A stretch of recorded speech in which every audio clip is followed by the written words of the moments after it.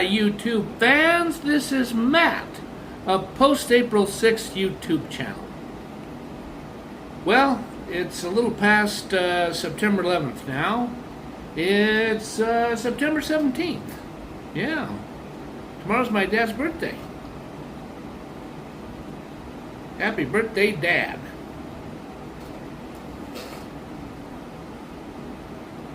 And what this vlog is going to be about, I'm going to get right into it this time, unlike the last time. It's another story idea.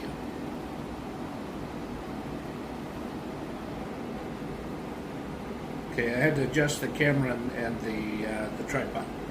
It's another story idea, and it's another story idea about somebody going from one of the poorest parts of the United States and moves to, like I've talked about in at least 3 other stories, if not 4, Los Angeles, California. I repeat, Los Angeles, California. The year that this happens is 1981. And it's when it happens in 1981. Okay, I verified this. It was Friday, January 16th, 1981, which back then, it just happened to be 4 days before President Ronald Reagan, who was president-elect at the time, was going to be officially sworn in as the 40th president of the United States. Yep. And here is the name of the man who did this. Before I go any further, Eric Tremain Judge, Judge, like, you know, Judge Wapner, Judge Judy, you know what I mean. Because I've looked this up. There is a lot of people with the last name Judge. It's a lot of them are people who live in England or Ireland. I looked this up to verify it. His date of birth was November 23rd, 1960. Yep. Means of working for a living. He was a supervisor at a general store. And where the store was located was Fairfield, Idaho. And it's in, I think it's pronounced Camas, or Camas, C-A-M-A-S, County. Now, Camas County, Idaho is the poorest county in the state of Idaho. The median income per earnings per year, annual income, it's about somewhere between $35,000 and $38,000 a year. I'm sorry, that's not that much money nowadays.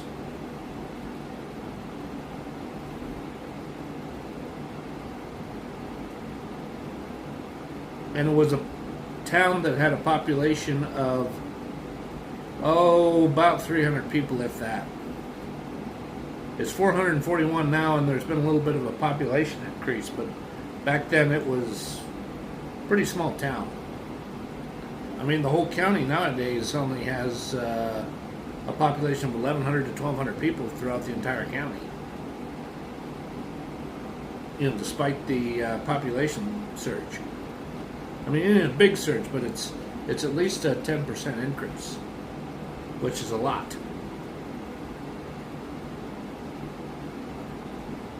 And the hospital he was born at would be Gooding, excuse me, I spoke a little too soon before I said the town. I need to say the name of the hospital. The name of the hospital is North Canyon Medical Center, Gooding, like the word good, Gooding, Idaho. And I did do a search of population back then, because see, it's at least 3,400, 3,600 now, But back in 1980, it was only 2,949 people. The nearest airport is it's at least 68 miles away. Twin Falls, Idaho. It's called Magic Valley Regional Airport, Twin Falls, Idaho. And there's only one airline that goes in and out of that airport, and that is Delta. Yes. So, prior to his moving, here's what was going on, because see, he'd been planning this for a while, at least a couple of months. And, you know, again, he was only age 20 at the time because he hadn't turned 21 just yet. He was born November 23rd, 1960, and his birthday was not going to be until November 23rd, 1981. And, you know, on November 3rd, 1981, he would be 21 years old.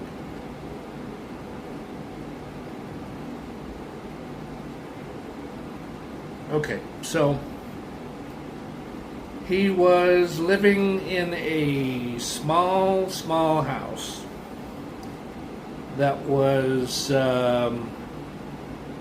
it wasn't outright a trailer house, but it was long. It was kind of long and rectangular. It was more like a modular house, but it wasn't a trailer house. It was a 2-bedroom, 1-bath that was about 806 square feet, roughly. And he had a detached garage that was built onto it. It was a grayish house with a white rooftop with black streaks, because the black streaks were tar siding, or what would be, you know, like a tar, you know, fairly thick siding. And the roof was in really good shape. The house itself, see, 81, is built somewhere between 1952 and about 1958. So it was fairly young back then. I mean, now that's a house that's old.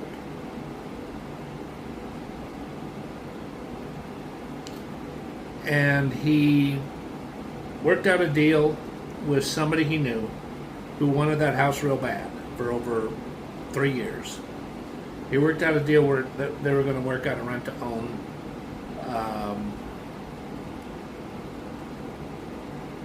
legal agreement, because he was going to rent it for about 6 months, and then the realtor that he was supposed to deal with on this was going to show him how to do the procedural things you need to do to get finance for a mortgage loan, and how to put down a down payment and cover the closing costs and the whole 9 yards.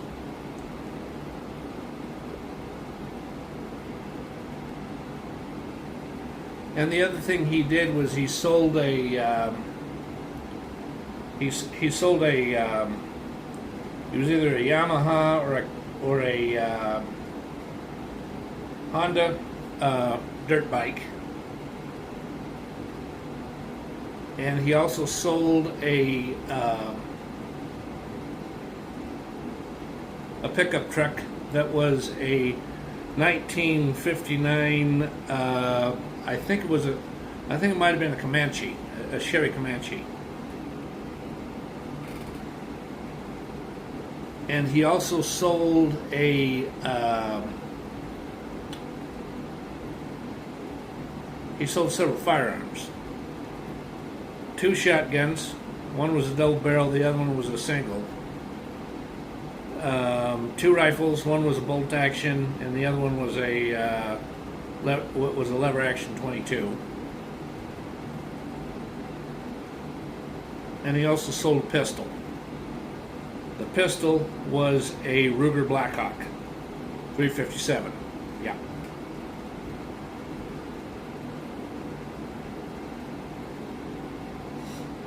And he also sold plates, pots, pans, forks, knives, and he sold some silverware, which was salad forks, dinner forks, butter knives, spoons, and some other kitchen utensils. And he also sold a couple of jackets that he didn't wear very much because he never really liked it to begin with. It was a gift that was given to him, and he didn't throw it away because he didn't want to hurt the relatives' feelings. He sold a couple of suits he really didn't like at all. It personally made him feel like a stuffy nerd.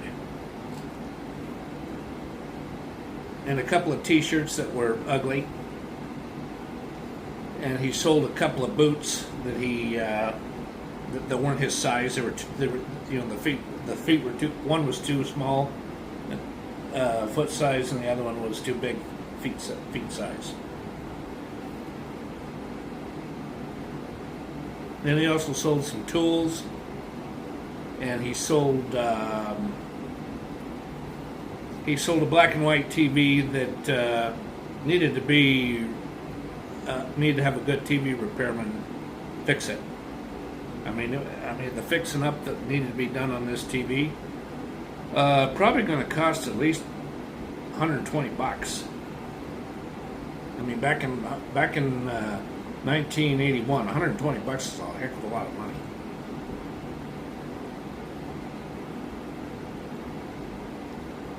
And he also had a old standard 8mm camera, and he had two different old regular what would be called regular 8mm projectors, and he had a Super 8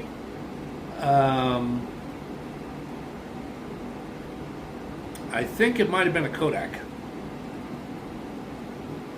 It was either Kodak or it was, excuse me, let me think here a minute. It was a Sears Super 8 camera.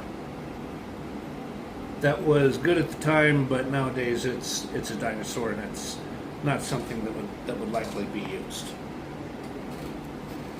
And prior to the day, 2 days before he moved, he gave a good 2 weeks notice at the job.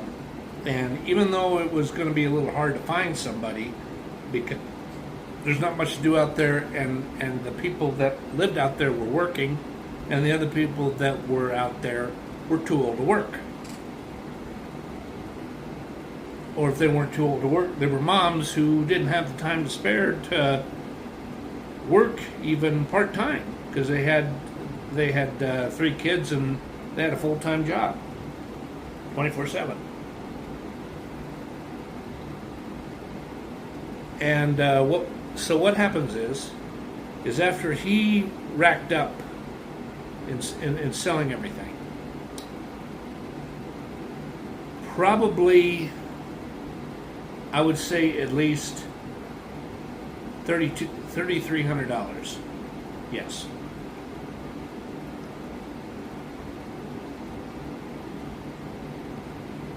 He arranged for a friend of his who lived a little outside of Fairfield, and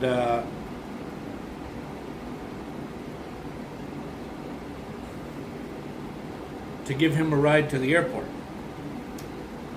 And so what went down was the friend comes to get him after he's got 2 old leather suitcases. You know, they're about this big, about that wide. You know, they were oldies. They were like over 20 years old. Old leather. I think it might have been Samsonite or something like that. You know, that dark brown leather on it. I mean, they were so dark brown they almost looked black.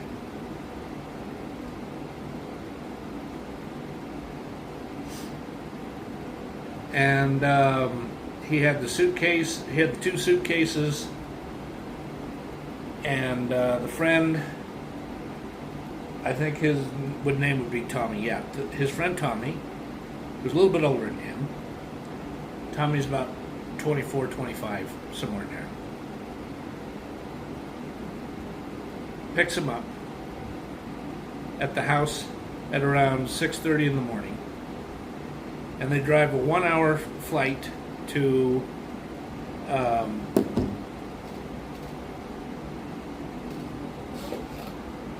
Twin Falls, Idaho airport.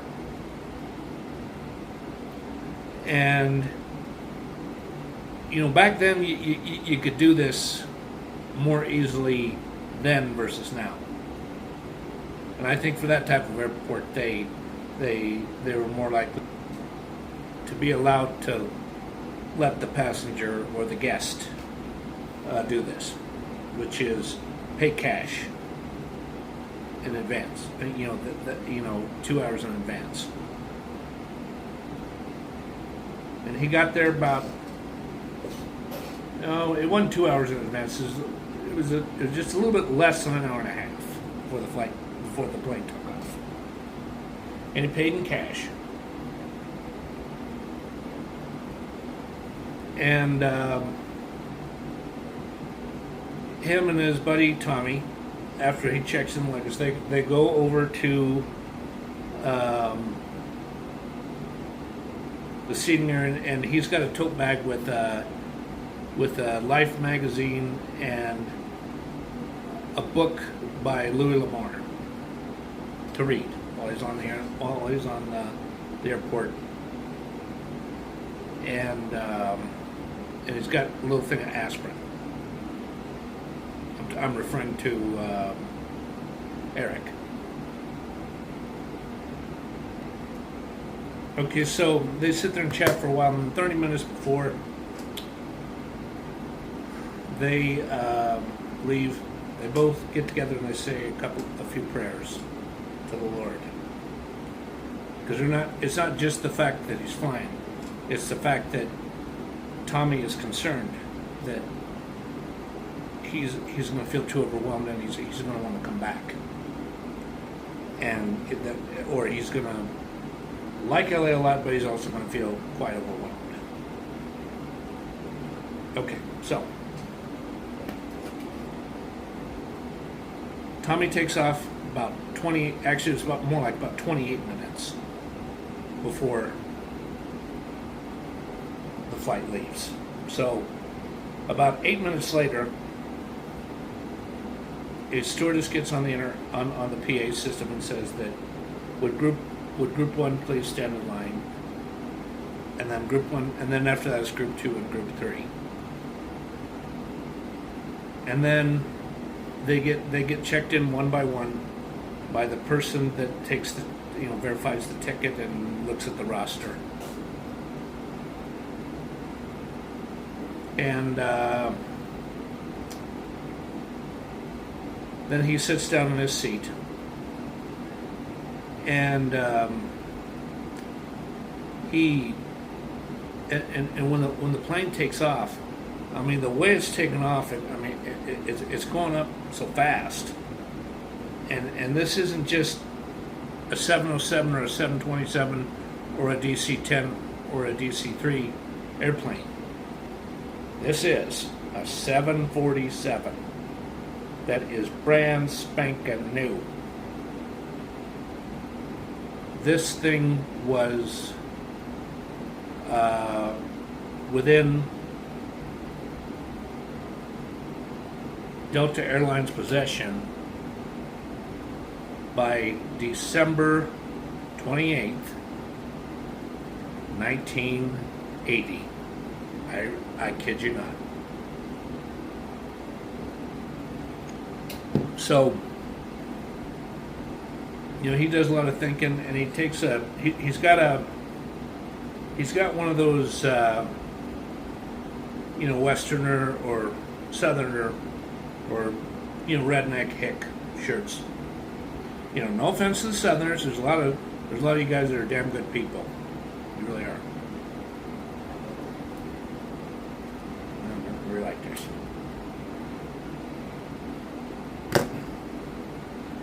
And So he reaches into his little, it'd be a notepad about like this. You know, one of those spiral notebooks you can fit in your shirt pocket. So anyways, first he takes out the pen. Then he reaches into the tote bag and he gets out that pocket-sized notepad. And he starts writing things that he needs to do, you know, right after he gets into his apartment. And he's got a lot of mental notes of what he's got to do in the airport. So, okay. Excuse me. At, hold on, let me calculate this one. Okay, so somewhere between 10:55 a.m. and 11 a.m. on the dot, the plane lands in LAX at the concourse that is supposed to be at, and the boarding, and the departure and boarding dock that it's supposed to park at.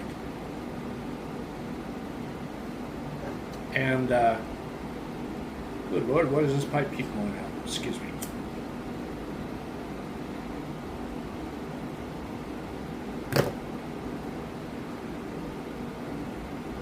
So then when everybody gets off in proper order, because he's in the middle instead of towards the front.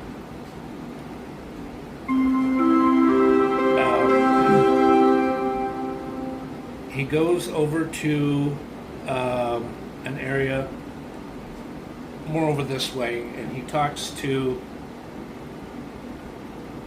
a customer service concierge type, or what would be called an attendant of a customer service atrium, and he asks where he's supposed to go to pick up his luggage, and the woman was there. She's really attractive, and she's 40, but she looks like she's only 25. And she says, "Ma'am," he says, "Sir, can I please see your ticket so I can give you the right directions?" And she looks at us and says, "Oh," she says, "what you do is you go over to I believe it would be either D or Terminal 4. Terminal D or Terminal 4. And then and he's told step by step how to get there. And so he gets to 4, and he's only waiting there about 3 minutes, and he hears that dun dun, and I think there would be a little red siren or something like that, you know, that typically happens in airports. And he can see stuff. He can see the conveyor belt coming up, but for the first couple minutes he sees nothing, and then all of a sudden he sees one thing, and then he sees another, and another, and another, and another, and another. After 10 pieces of luggage have gone up and gone around like this, he sees his first piece. It's number 10, and then he sees another, and another, and another, and another, and another. Because see, he's on a flight where there is at least 27 passengers, and some of these people got at least 2 or 3 bags, which is why it's taken as long as it is. So somewhere between 17 and 21, you know, the 21st one that becomes initially visible out of the conveyor belt, is his other piece of luggage that looks almost exactly like the second one. So then what he does is he asks another I believe it would be an employee or associate, or however they would call it, you know, a general purpose name instead of specific title name that he knows works for LAX. Where to go catch a cab. And he goes there, and it's not super busy, but he has to stand in the section where it says taxis / rideshare. He waits at least 20 minutes for an available taxi driver to take him where he needs to go. He takes a cab to 725 South Bixel, Bixel Street, Los Angeles 90017. I better not say the name of the apartment building on my YouTube channel, because I could get in serious trouble with that. But it's a really nice apartment complex, or a nice apartment building, and it's near, I think, either 7th or 8th Avenue, or West 7th or West 8th Avenue.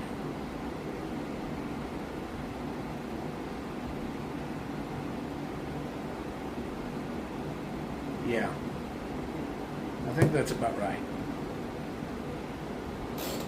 Excuse me. Not 7th Avenue, 7th Street. And it's near Highway 110.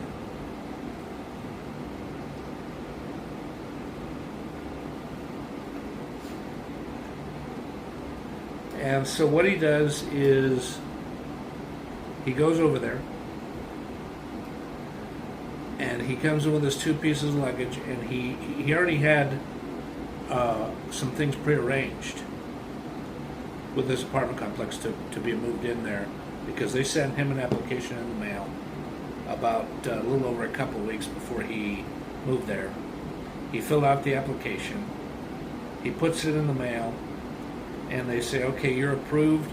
And what they asked for him to do was go to the post office by the next business day after that particular day of the phone call saying that he was approved, and do a USPS money order of $50 and send it priority mail to the new address. So what he has to pay out of pocket is an additional $150 security deposit, because he's not going to have a pet. He don't want to deal with that right now. Even though he likes dogs and cats, that's too much for him right now. That's way too much. And he goes to a no, not goes to. This is something that happens at the getting everything finalized and moving it. He shells out an additional $225 for rent. So that equates to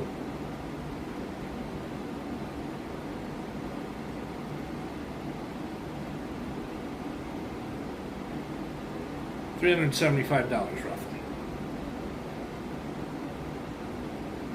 And then what he does is he has the maintenance man escort him up there, and he uses one of those things you find in a hotel. It's one of those dolly like things to help transport the luggage. And they go in there, and the maintenance man is a good guy, but he has to tell him some do's and don'ts. You know, don't do this, don't do that, don't make this kind of noise, don't have a pet over, don't have a cat over. If you have a friend who is handicapped or is visually impaired, you can, you know, and they have a support dog, that's okay, but other than that, don't do it. And he shows him how to use the oven and how to use the the automatic dishwasher, and how to regulate the air conditioning and the heater, all of that.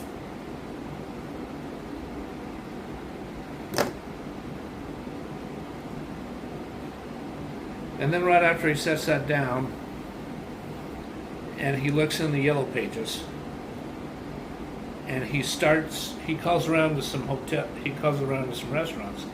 The one restaurant he finally decides on after making 8 different phone calls, because there's a phone in there, but see, the phone number that is there and the phone number that is going to be switched over to, it's not going to happen for another 3 business days.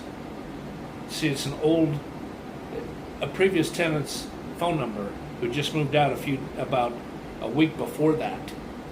That phone number is still active, but Pacific Bell knows they got to do the change, so that they change it back over to a different phone number and in Eric Judge's name.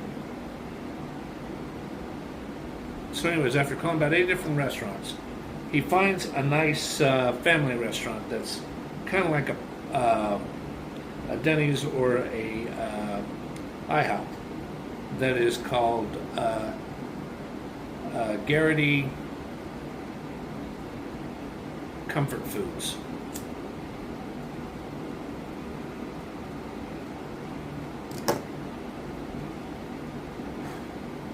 And he goes over to Garrity Comfort Foods, and he buys chicken fried steak, mashed potatoes, and a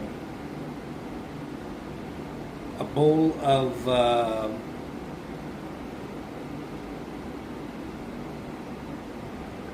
split pea soup, and some coffee. He can drink as much coffee as they want, because they bring out a fairly big coffee urn for him, so he can refill that coffee cup at least 2 more times. And he's just sitting there, and he's got a good view of the city. He just watches what goes by. And then what he does is he thinks to himself, I'm not going to totally rely on the taxi services, because before I know it, I'm out of money, or I'm low on money, and I can't have that going on. So he goes over, when he goes to pay his bill for the meal that he ate, to the cashier, he asks the cashier where is a good place to go to get a rent-a-car, and he says, here, let me write. She takes out a piece of paper and she writes it down, and she writes down the cross streets. What it is it is only about 3/4 of a mile away, and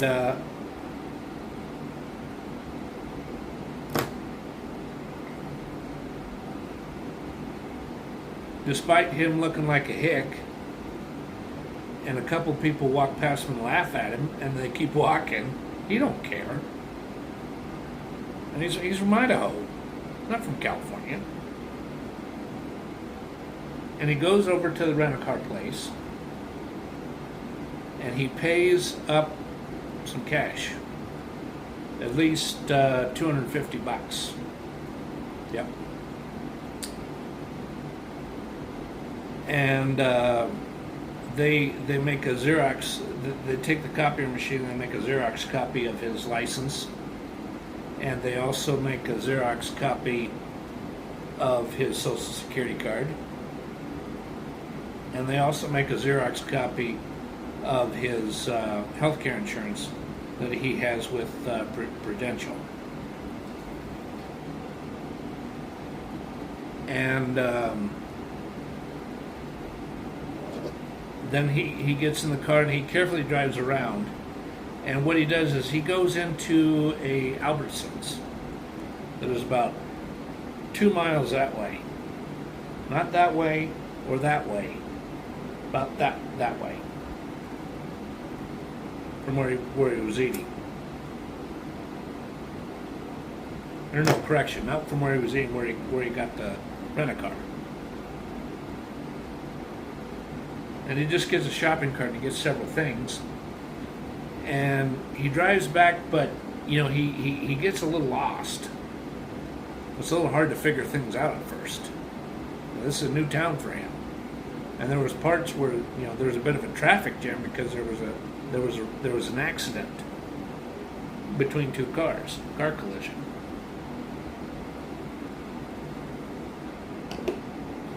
And he takes the paper sacks of food up to his apartment. He puts the food away, and he takes out the paper plates. And in one of the suitcases, there is one cast iron skillet about 8 inches, and in another one there is a 6-inch cast iron skillet. And what he does is he takes out that notepad again, and he's not going to do it there, but he writes down, you know, boiling pot, spatula, this, that, and he leaves the apartment complex again, and he goes and he goes to a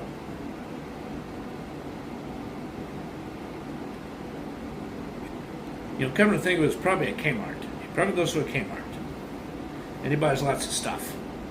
I mean, good Lord, I mean, that man shells out over $100. And he puts them in those thick plastic bags. You know, the ones that are big and thick.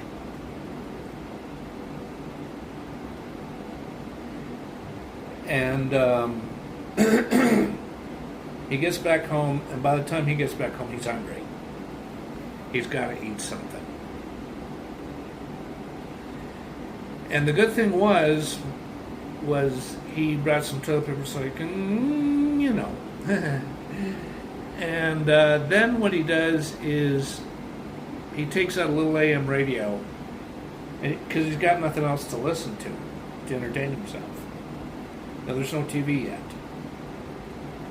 So he listens to some AM radio. And then what he does is he takes one of his coats and he makes it a pillow, and he doesn't even bother to undress. He just takes one of his shirts off and he lays down on the ground,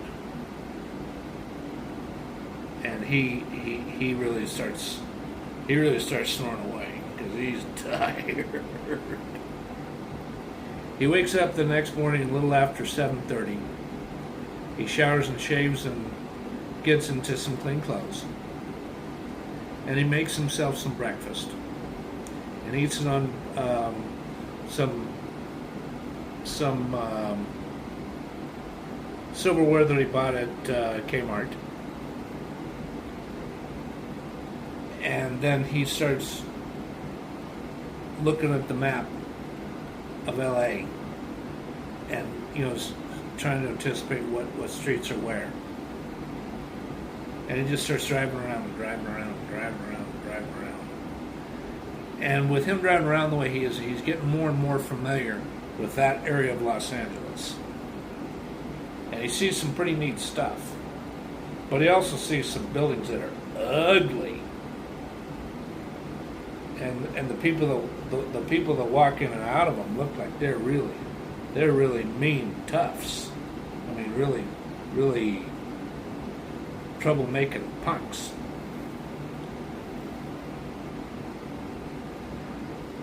And then what he does is he goes to a smaller grocery store and he buys a LA Times newspaper.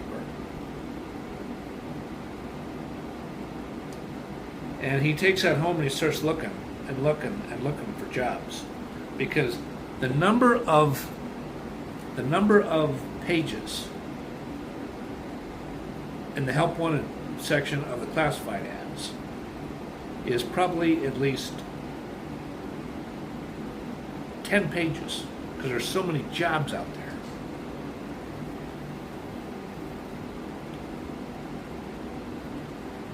And he calls this one place that is a grocery store that just opened up. The mileage between his apartment on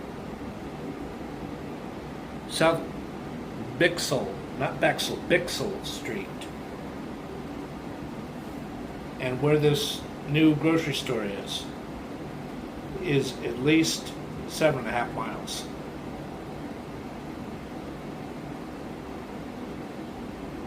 And they just opened up about 2 weeks ago, 2 weeks before this day that he goes in there for the first time. And it's a big grocery store. That would be called Smithson and Smithson and Barter, or Smithson. No, actually, it wouldn't be Smithson and Barter. It'd be Smithson Supermarket, Los Angeles. And he fills out a paper application,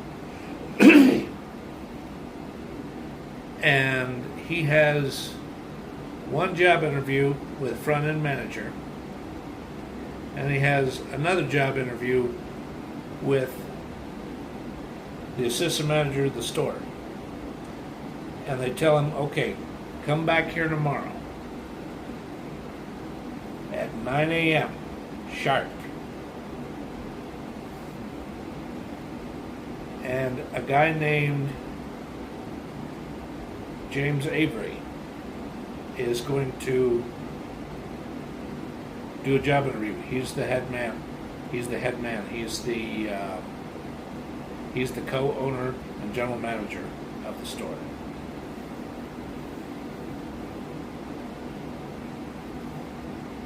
So he shows up the next day, 5 minutes early, and he has a good job interview, and he is offered a position of assistant front-end manager, and he's going to be making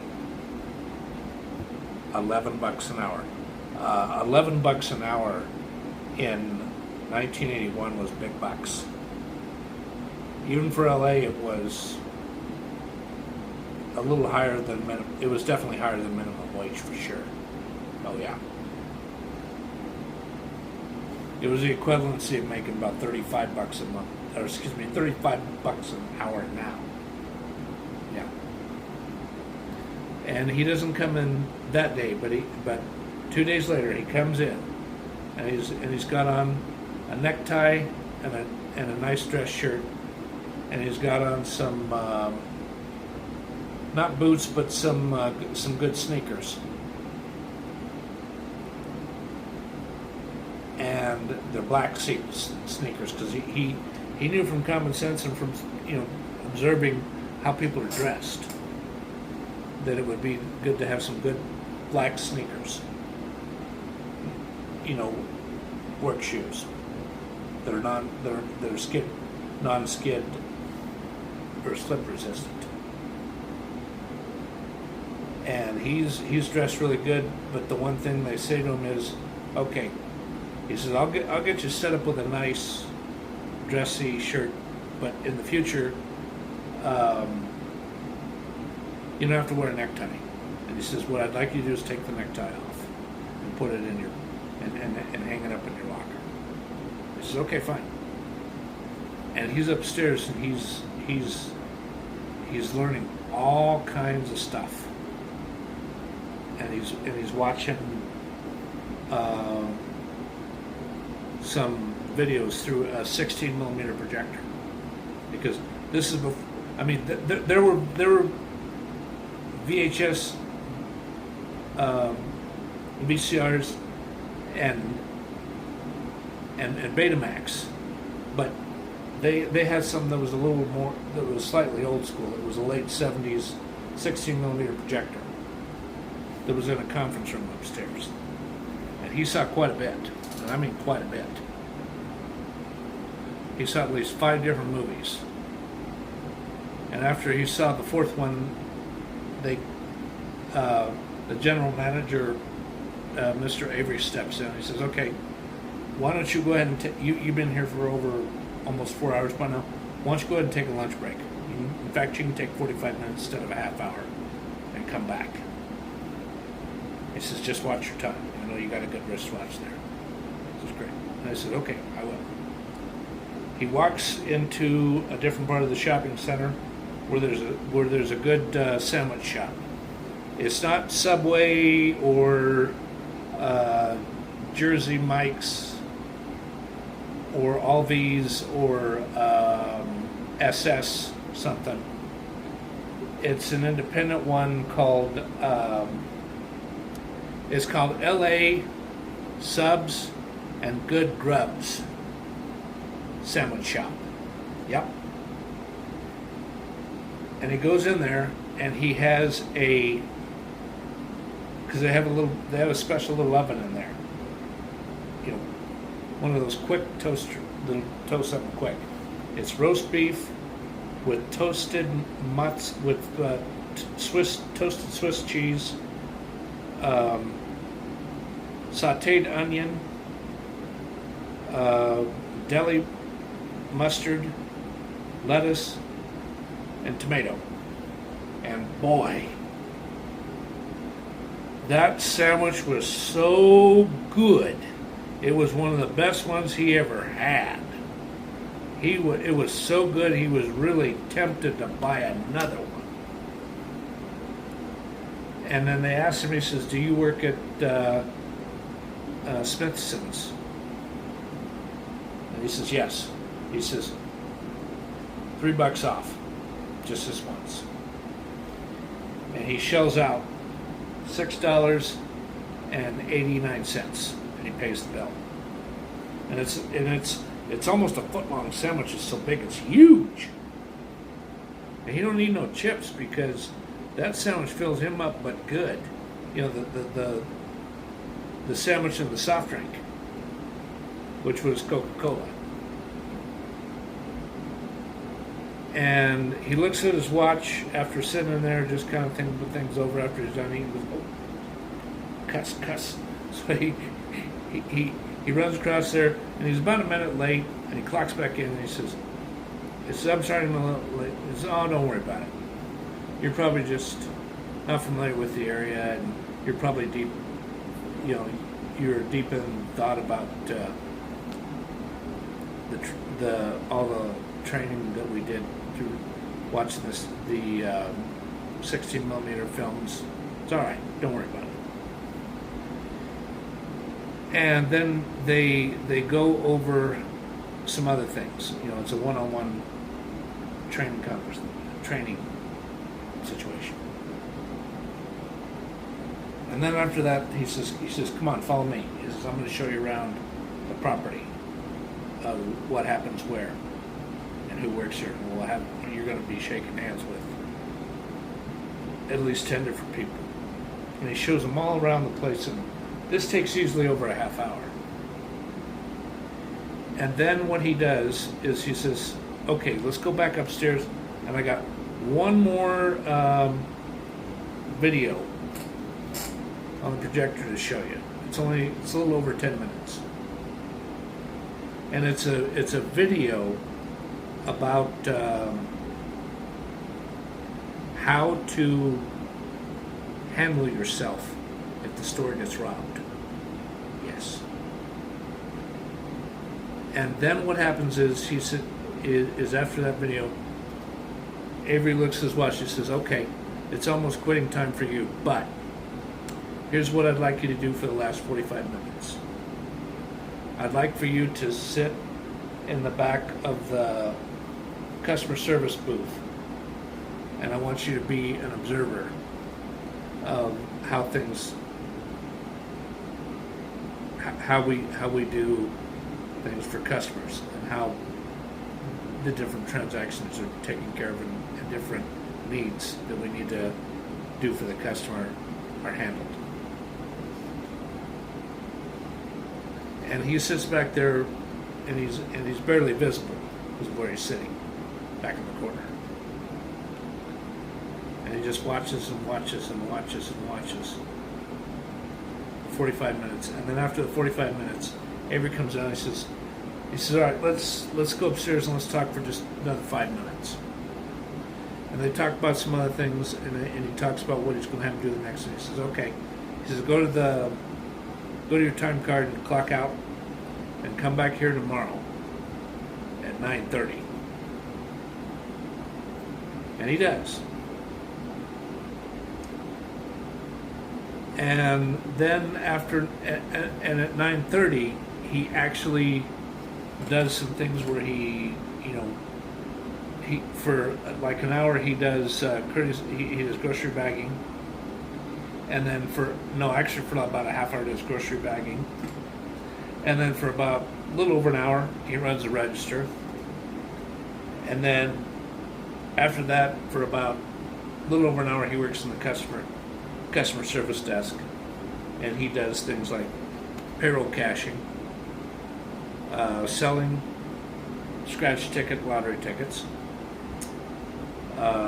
setting up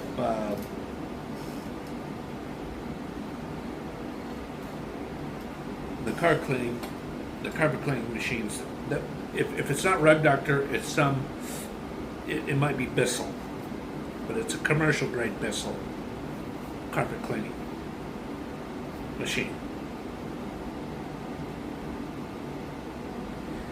And he also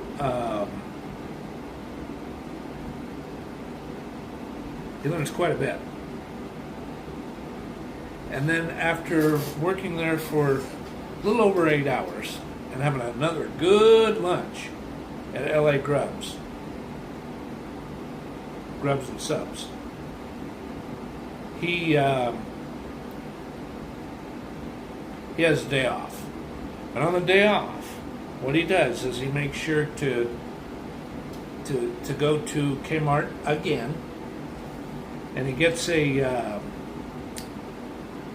sleeping bag to sleep on, because he figures this is good for two different purposes. One, it's a temporary bedding, so I'm a little more comfortable. And the other thing he buys is he already bought a pillow a couple days before that somewhere else, other than King's. I almost said King Supers. It's Kmart. And so he gets a second pillow, one that's a little bit larger. It's a king size pillow. And he also gets some other kitchen utensils, paper towels, and some an antacid, and he also gets some Neosporin ointment. God, I almost mispronounced that one. And some an actual Band-Aid and Band-Aids instead of adhesives, bandages. And he pays for everything, and it only costs him about $40, somewhere between 40 and 42 in tax. And he drives that home in his rent-a-car. And then what happens is that after he takes him home from Sears, he goes to a furniture store that is only 3 miles away from the apartment complex. And he sets up a deal, because this place is about to go broke. Yeah, they're about to shut down, because they're not making any money. A off-brand or unknown name furniture store. He gets a queen size bed sheets, and it's got the bed frame on it.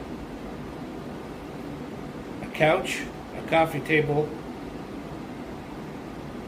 a nightstand, and a dining table for $292. Plus he pays a $15 delivery fee. So that's actually 302, about $307 and change. And he goes to work the next day, and the thing is he asks to have half a day off or work a later shift 4 days from that day. And they say, yeah, we can do that, and I think it'd be better for you to work a later shift so you know more about what goes on after 5 p.m. because sometimes it can get very busy there. I think that's a good idea. That's fine.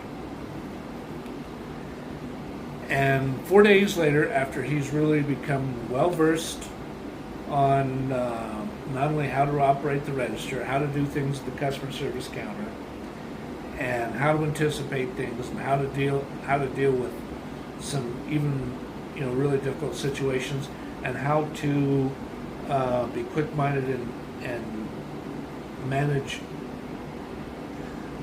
the employees. He only had to give a couple of them some verbal warnings. Even then, they weren't really serious, but he did it. The day before delivery, the day he's supposed to get all the furniture delivered to him between 9 a.m. and 11 a.m. Avery and him sat down, and Avery is really impressed with how good he is and how he's using the dialect and talking like somebody in L.A. and how he's dressing like somebody who lives in L.A. and kind of talking like somebody who lives in L.A. instead of like a guy from Idaho who's a hick. And so anyways, he goes home, and one of the things that happens while he is listening to his AM radio, because he still hasn't found a TV yet,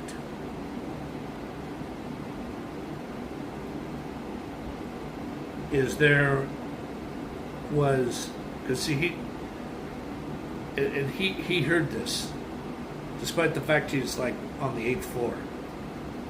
His apartment number would be something like 803, 804. He can hear someone go, ah, ah, ah, a female. And he goes out to the balcony and he looks down. 3 cars collided with each other. Yes. One was a Honda Civic. The other one was a early 70s Plymouth Fury. And the third one was, and I'm not joking, a mid-1970s MG convertible. Yeah. Not good. Not good.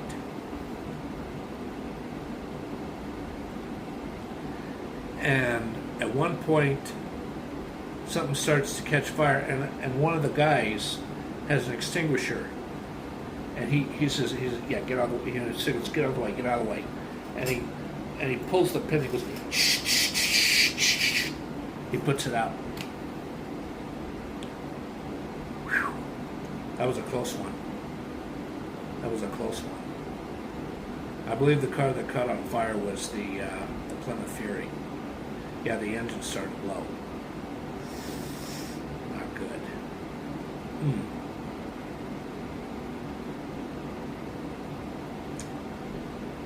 So after about a week, actually about 2 weeks after he's been living there,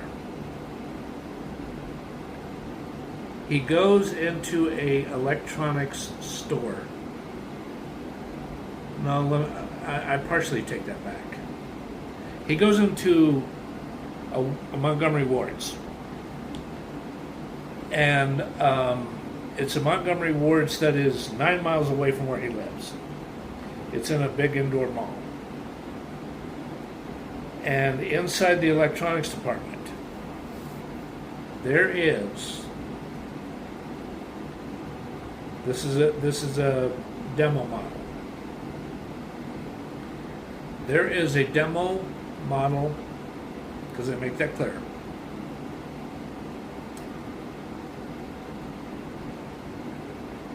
RCA color TV that is dial. That is 20 inches, selling for $139.95. And it's got a few little scratches around the panel that you pull up to adjust the contrast and the tint and the hue and all that stuff. But it works good. And it gets that and the owner's manual with it for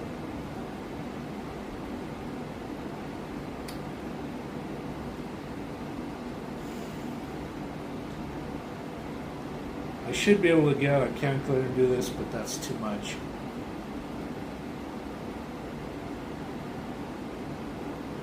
I think that with sales tax it would be somewhere between 154 and 157. 75 or 85.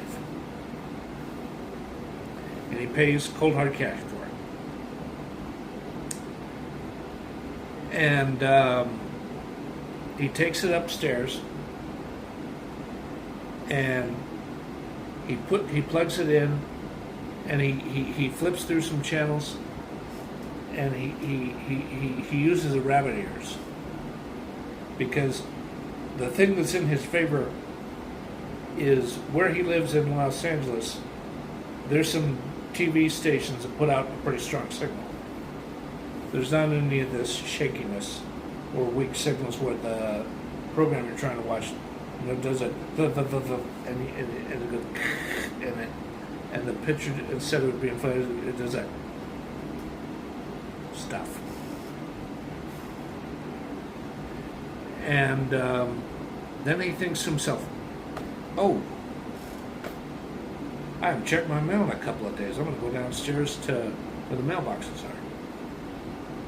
He goes downstairs where the mailboxes are, and God, there's like at least 14 different envelopes, because the things that were supposed to be forwarded to him were forwarded to him. And the current stuff that was sent recently directly to him at his Los Angeles address was sent to him too. So he takes all that stuff upstairs and goes through one by one by one by one. The one thing that's in there, I mean, he's had so much going on in his life he forgot about it. It was a Bank of America MasterCard with a $1,200 limit. And the other thing that was in there on top of that was a Phillips 66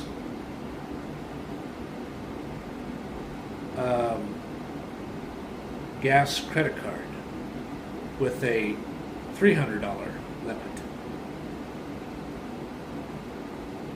And he put those things in his nice old wallet. And he looked at that thing, he's like,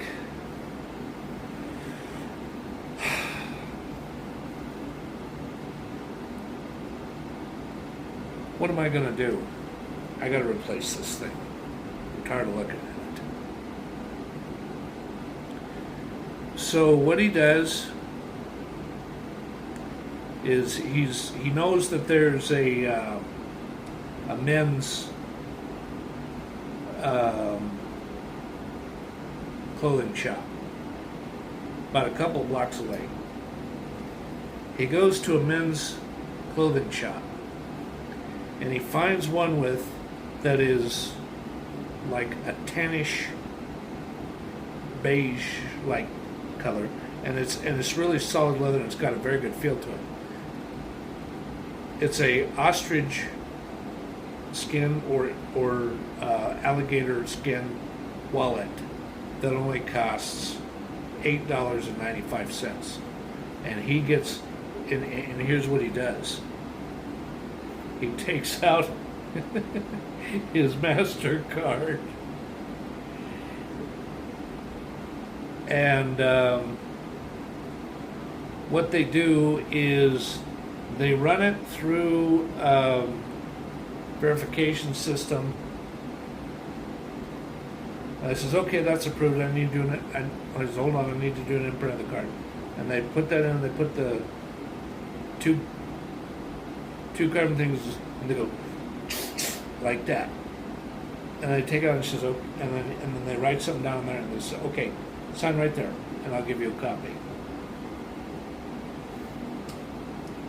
And he does, and he takes that with him in a nice, thick, baby blue bag, and he walks back to his apartment. And then what he does is he gets all the stuff out of the wallet that he wants to keep, and there's a few little things in there. He's like, oh my God, I should have thrown that away 6 months ago. That's the receipt. Just goes, and he throws it away in the trash bin. Yep. Okay, so after he's been living in Los Angeles since January 16th, in April, hold on, let me find a date here. Okay, on April 21st, it was a Tuesday,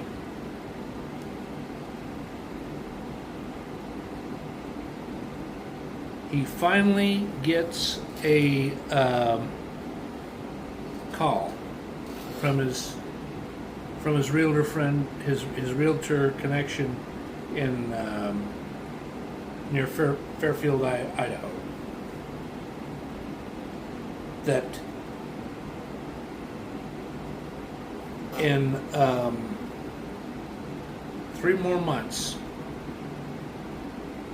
he will likely have the money to purchase the house. And the good thing is, he's renting this house for about $250, and his mortgage payment is $150. And that gives him a little more money in his pocket, extra $100 a month. But he doesn't have to do much of anything for it, except do a little of his own bookkeeping on an old-fashioned bookkeeper's balance sheet. Doing it by hand instead of the way you do it now on a personal computer or CPU. And on July 27th,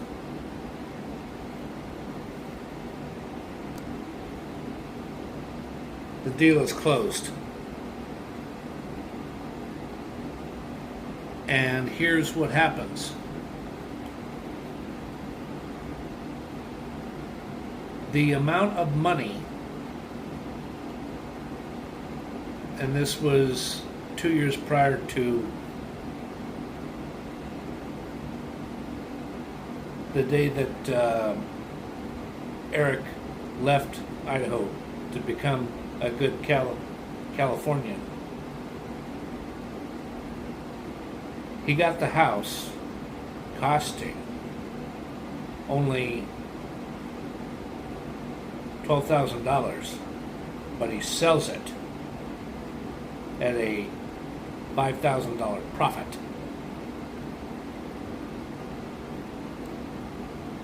He sells it for he sells the house for $17,000. Yep, $17,000. Because what's going on with that area is more people are wanting to possibly move out there because they like how secluded it is, but at the same time there's people contemplating getting into farming or some other type of agricultural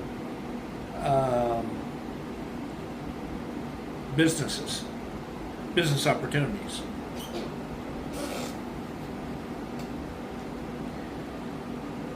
And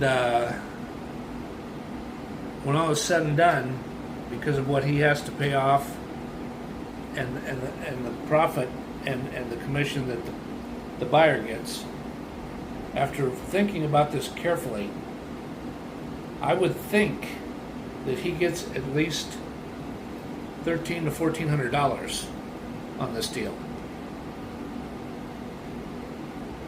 But maybe that's not accurate. I personally think it'd be about $1,400. Hey, it's better than nothing. It's better than nothing.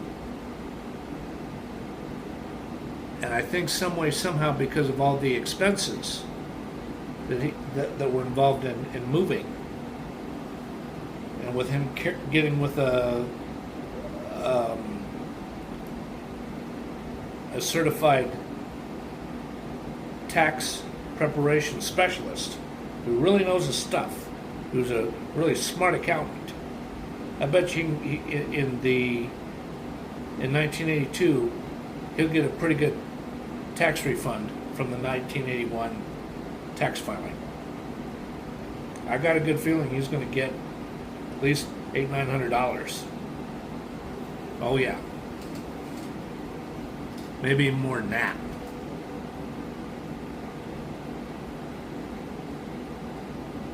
So then what happens is, after he's been living there 8 months, a little after Labor Day, he goes to a party that is being held by the assistant manager, who's got a nice big house, because his wife makes decent money in a totally different profession than what the assistant manager's doing. And at the party, he meets a really gorgeous woman, and he can tell by her personality and by the way she interacts with him. They fall madly in love, and they exchange their phone numbers. And 3 days later, after he comes home from work at about 6 o'clock, at 7 o'clock, they go out for dinner, and they really fall madly in love. And they keep dating and dating and dating and dating and dating for several months. Yeah.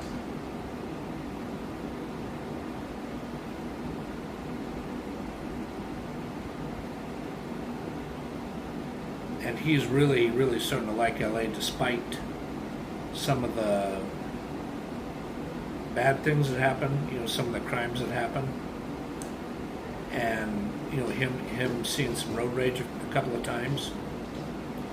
And there was one time where two kids who were punk teenagers got into a fight inside there, and he grabs both of them and he says to the both of them, he says, "Hey, you get the hell out of here and don't you ever come back here again. Ever. Get out of here. And if you don't leave right now, I'm calling LAPD. Get lost. Don't ever come back." And they split in two.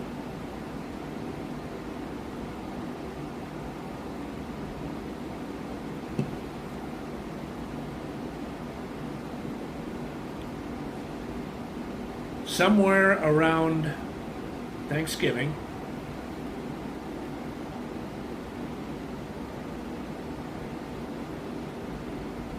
which back then it was November 26th, somewhere around November 25th, he drives out there in a car he's only had for a few months.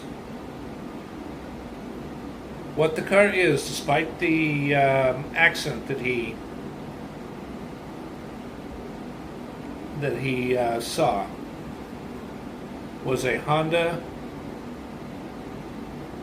I think it would be Honda Civic, or Honda something, station wagon. Yep. It's got a nice yellowish color. He loves that. He really likes that car. Or you know what? Come to think of it, you know what it probably was? Scratch the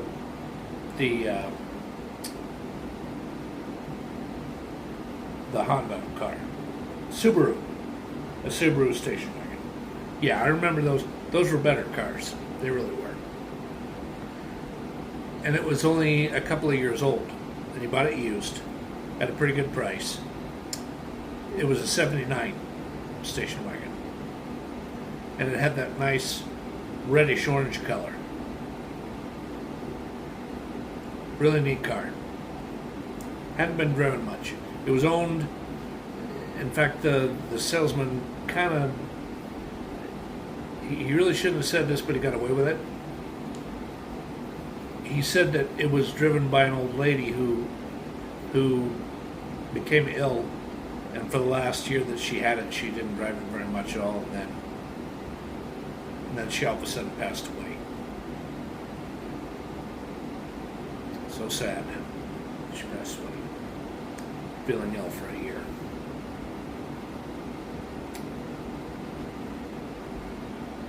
And so what he does is in the used car, he drives all the way out to Idaho for about a couple of days to celebrate Thanksgiving with his family.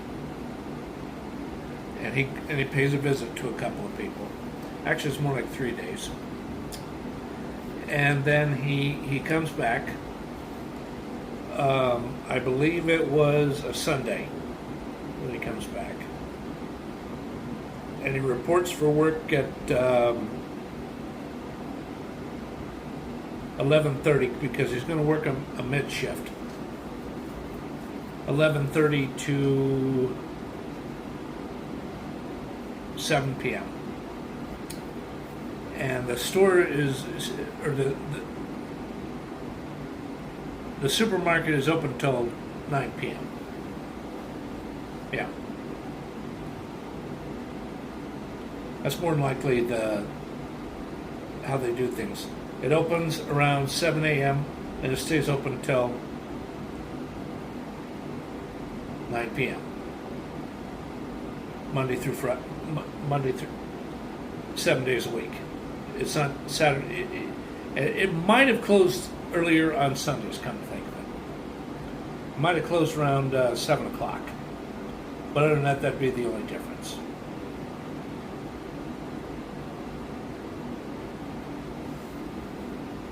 And he's really enjoying it because after he's been there a little more than 6 months, his hourly wages went from $11 or 11 and change an hour up to $13.75 an hour. That's a pretty good increase, I think. That's a pretty good increase. Well, back then you could live pretty comfortably on $13.75 back in '81. Oh, not now. You're earning only $18 an hour in LA. You're broke. you're up, pardon the expression, you're up shit creek without a paddle. And life's gonna suck. I mean, even if you live rent free, you ain't got that much money to spend. In a way you do, but in a way you don't. You know what I mean? Well, that's about it. I think I've told quite an interesting story. Yeah, Eric's full name was, again, Eric Tremain Judge. Thank you, everyone, for listening to this vlog. I hope you found it interesting.